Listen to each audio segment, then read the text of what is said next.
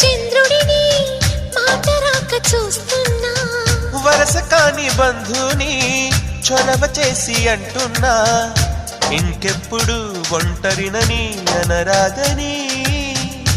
నీకు సొంతం అంటే నేనేనని కొమ్మ కొమ్మ విన్నావమ్మ కోయిల వస్తుంది వస్తూ వస్తూ తనతో వెన్నెల వెలుగులు తెస్తుంది ఏవమ్మ మరుమల్లి తోరణాలు కడతావా చిలకమ్మ ఎదురేగి